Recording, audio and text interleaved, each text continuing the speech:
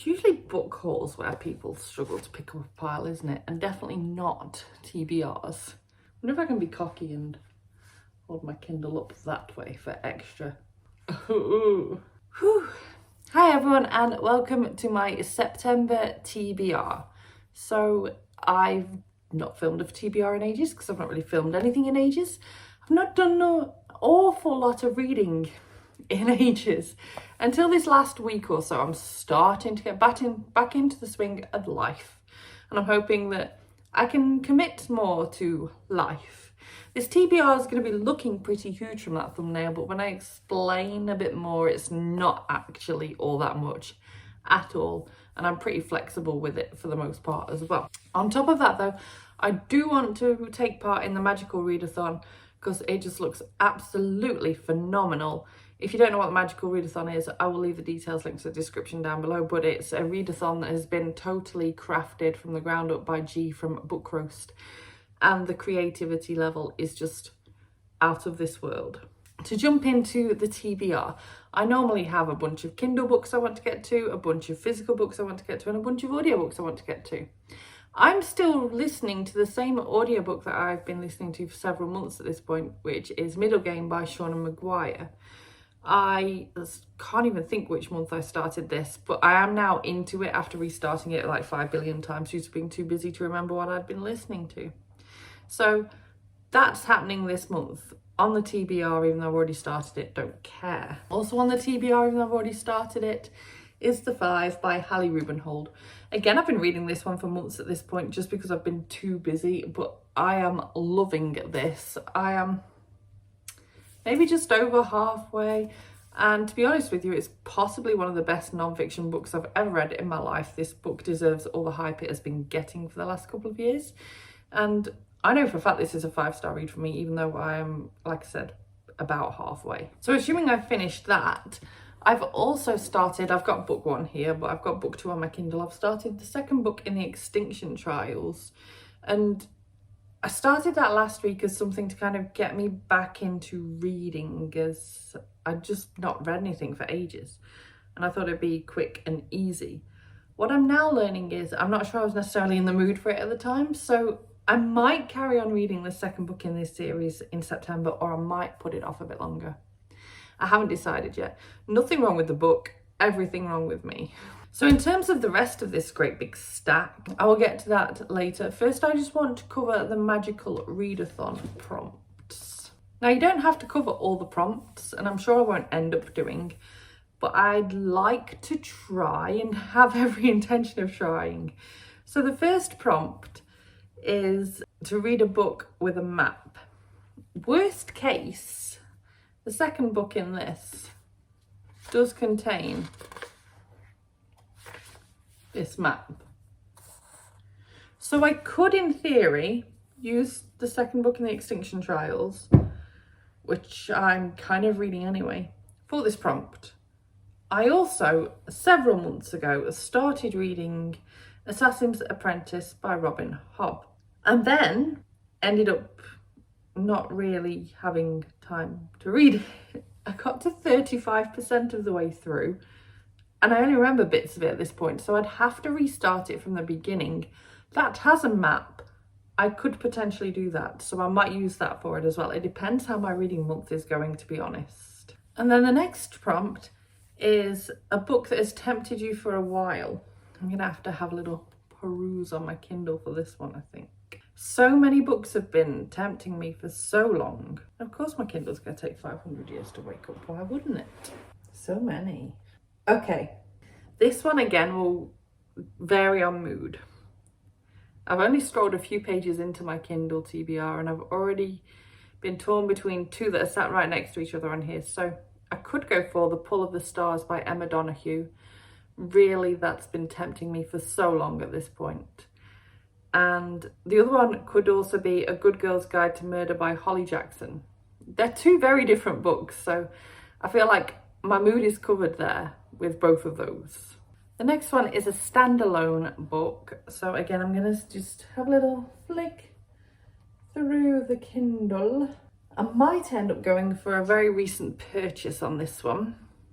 I might go for a good thriller, as, let's face it, we are coming up to horror and thriller time. So I've bought two recently. There's two on the very first page of my Kindle. There is The Cottage by Isa Stone, and I've also got The Vacation by John Mars. So if I say one of those again, if I keep doing this two different books thing, then I have space to mood read still.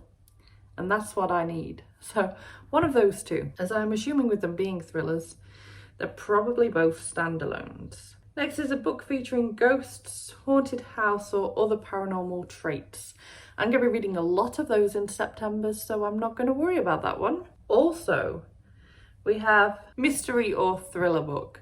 If I don't want to read one of those two that I've just mentioned and then want to read the other one for that one, then I have other options.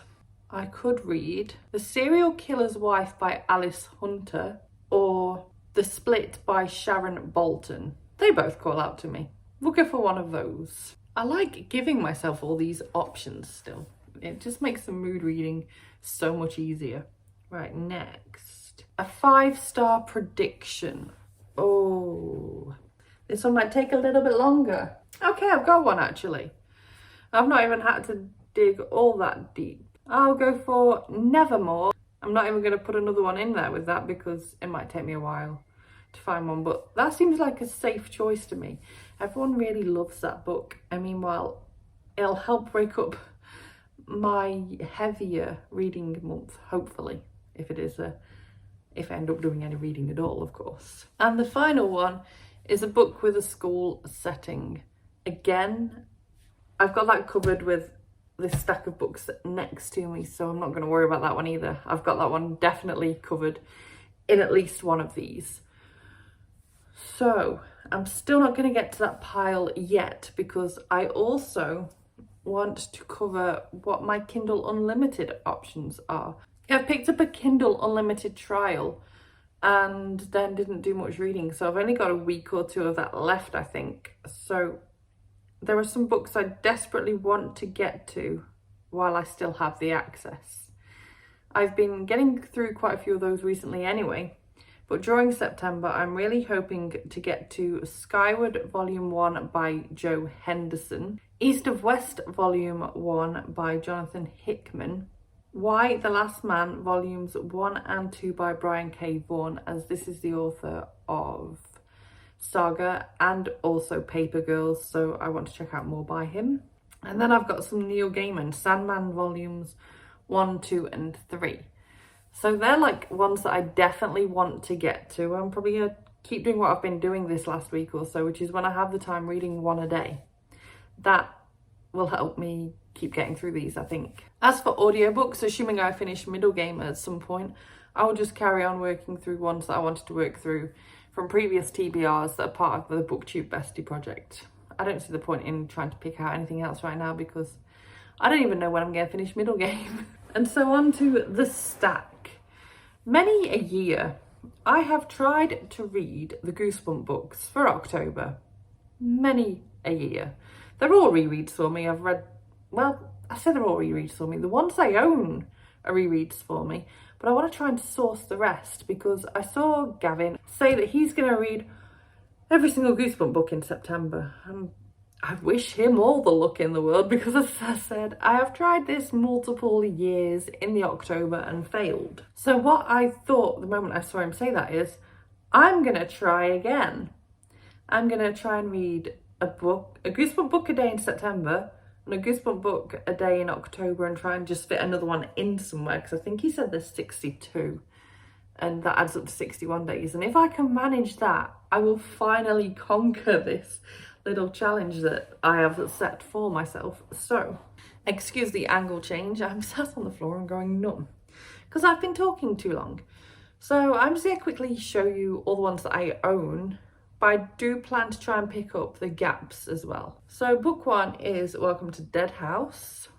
Book 2, Say Cheese and Die. Book 3 is Stay Out of the Basement. And a lot of these contain a paranormal setting, and there's one specifically that's heavily set in a school, but there are others too. So I think I've covered the previous prompts that we had covered anyway. So The Curse of the Mummy's Tomb, Monster Blood, Let's Get Invisible, Night of the Living Dummy, The Girl Who Cried Monster. I then have a bind up because for years I couldn't find a copy of Welcome to Camp Nightmare, so ignore the fact The Girl Who Cried Monster is also on this bind up. We have Welcome to Camp Nightmare and The Ghost Next Door. And that's as far as I've ever made my reread. That is number 10 for The Ghost Next Door. I've never made it past there, so all the rest of these I've actually not reread since being a child anyway. So number 11 is The Haunted Mask. Number 12 is Piano Lessons Can Be Murder. 13 is Be Careful What You Wish For. 14 is The Werewolf of Fever Swamp. 15 is You Can't Scare Me. 16 is One Day at Horrorland, which used to be one of my favourites as a child. 17 is Why I'm Afraid of Bees.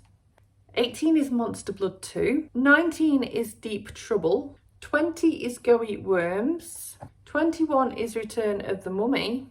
22 is The Scarecrow Walks at Midnight. 23 is Attack of the Mutant. 24 is My Hairiest Adventure, and this is where my gaps start. So I own them all up to 24. This is where the problems begin because the next physical one I've got is 28. So to fill those gaps, I also need to try and get hold of somehow, somewhere, 25, A Night in Terror Tower. 26 is The Cuckoo Clock of Doom. 27 is Monster Blood 3. Then we have Ghost Speech at 28. The Phantom of the Auditorium at 29. And It Came From Beneath the Sink at 30. And obviously I own more than this, but I'm going to cover the first 30 in September. 30 days of September. Yeah, 30. So I'm going to try and read one a day. And I don't know how realistic that is. I'm going to try and vlog the process, so watch out for that, because if I get behind, there's going to be probably a day where I'm going to have to read a couple in a day. That's not going to be quite so fun or quite so easy. Also worth noting that at the beginning of the month, I also want to read a graphic novel a day. So yeah, for the first week or so of September, I will be reading a Goosebump book and a graphic novel every day. That should be a fun attempt. So yeah, thoroughly excited to be reading all of these. If by some miracle I read every book in this video, I'll just carry on working through BookTube bestie choices and or some recent purchases just to keep the excitement levels going. I don't know how long this video is going to be once it's edited, but if you've made it all the way through, thank you so much. And hopefully I read a lot of these, but thank you so much for watching this video. Let me know what you're planning to read in September in the comments down below. I would love to know. If you enjoyed this video, please give it a thumbs up. Subscribe by clicking the image of me if you want to see more book reviews and other bookish content from me, and I will see you soon. Bye bye.